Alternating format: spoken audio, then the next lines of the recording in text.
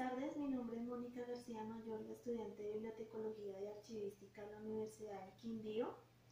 Hoy les voy a hablar acerca de los archivos, sistemas y normas. Vamos a iniciar con el Sistema Nacional de Archivo. Se define entonces como un conjunto de instituciones estructuradas y reglamentadas para validar y normar las entidades públicas del Estado. Podemos destacar la Ley 80 de 1989, por la cual se dio origen y se creó el Archivo General de la Nación como ente regulador y de control de todo el sistema normativo de las entidades públicas. Decreto 1080 del 2015, por el cual se reglamenta el sector cultural, y en el título 2, Patrimonio Documental, habla un poco acerca del Sistema Nacional de Archivos y cómo se debe implementar dentro del PGD de cada entidad. Ley 1448 del 2011, por la cual se dictan medidas de atención, asistencia y reparación de víctimas que han sufrido algún tipo de daño a partir del 1 de enero de 1985 a consecuencia del conflicto armado o el conflicto que hemos vivido en el país en estos últimos años. En el artículo 144 habla acerca del acervo documental y toda la documentación generada por parte de estas personas. No solamente se considera víctima a aquel que fue afectado psicológicamente o físicamente, sino a familiares de primer grado de consanguinidad y al cónyuge. Ley 1564 del 2012, expedición del Código General del Proceso, que regula la actividad procesal y se encuentra en el artículo 122, formación de archivos y expedientes, en el cual nos indica que cada expediente que se genere dentro de una entidad pública debe tener una carpeta única donde su tipología documental solamente esté conformada por el tema y todo lo que tenga que ver dentro del proceso que se está manejando. Esta documentación solamente puede acceder las personas encargadas, o si es documentación de alta confidencialidad, se debe determinar en el cuadro de caracterización. Decreto 029 del 2015, por medio del cual se regula el proceso de transferencias públicas de las entidades que se suprimen. En esta podemos mencionar el artículo 20 de la Ley 594. ¿Esto qué quiere decir? Que cualquier archivo de orden territorial que se liquide o que esté ligado a alguna información cultural o que sea parte del patrimonio histórico del país debe pasar a manos del Archivo General de la Nación, o en su defecto del archivo en el cual se vean reflejados internamente o esté ligado al sistema público del país. Decreto 0106, por medio del cual se reglamenta el título octavo de la Ley 594, donde se contempla la obligatoriedad de proteger el patrimonio cultural del país. ¿Esto qué quiere decir? Que el Archivo General de la Nación se debe comprometer dentro de todas sus funciones a la protección de los documentos como patrimonio cultural e histórico para una posible consulta. Acuerdo 007 del 2014, por el cual se establecen los lineamientos para la reconstrucción de expedientes por medio del título segundo.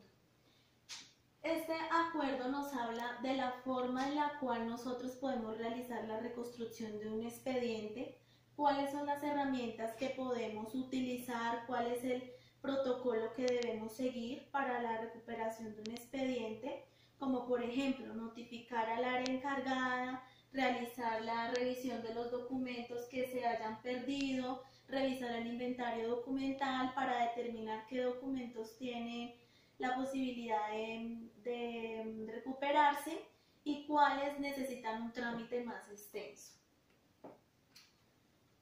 Artículo 008 del 2014, por el cual se establece las especificaciones de los servicios de custodia de procesos documentales por parte de un tercerizado.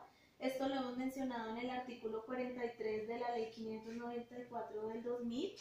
Quiere decir que las entidades públicas están en total libertad de adquirir los servicios tercerizados de algunas empresas privadas para que presten sus funciones de custodia, PGD, tablas de retención o ordenación, todo este tipo de funciones que se realizan dentro del sistema de archivos pero los tercerizados deben tener algunas características como son instalaciones adecuadas, la temperatura debe ser adecuada, una preservación de los documentos, todo este tipo de herramientas las debe tener el tercerizado para que la entidad del Estado pueda contemplarlo como un posible proveedor. Resolución 331. Modificación del parcial de la resolución del 2013 donde se descargan los descuentos y gastos de la AGN. Esta resolución nos habla de un recorte que hubo en la parte presupuestal del Archivo General de la Nación, donde le estaban haciendo una reestructuración interna en cuanto a gastos personales y gastos internos de la entidad. Resolución 128, actualización de metodología y evaluación de las tablas de retención y tablas de valoración y la conformación del precomité evaluador. A la fecha, el Archivo General de la Nación cuenta con 7 comités evaluadores, los cuales son los encargados de evaluar, notificar y reglamentar las tablas de retención de las entidades públicas.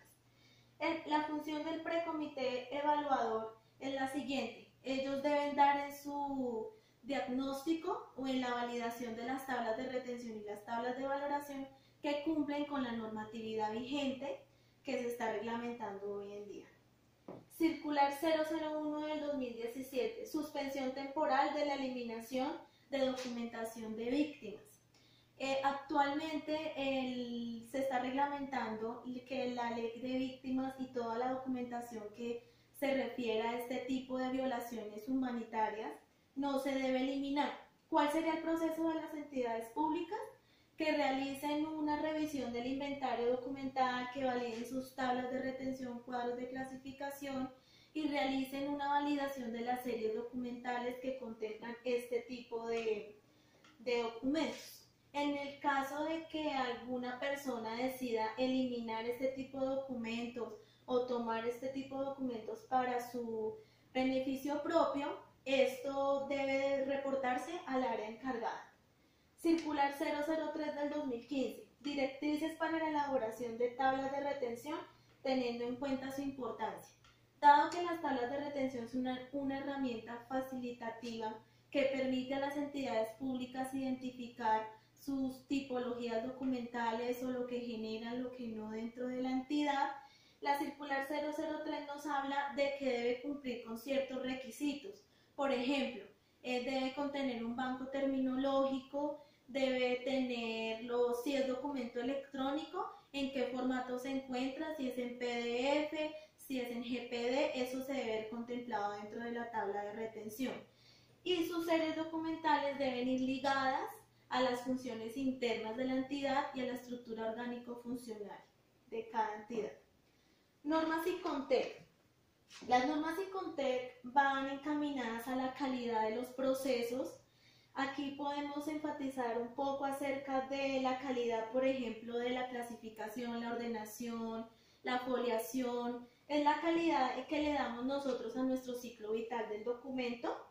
Podemos hablar un poco acerca de la ley 1080 del 2015, capítulo 2, que trata acerca del ciclo vital del documento, que es todos los procesos que conforman desde su producción hasta su disposición final.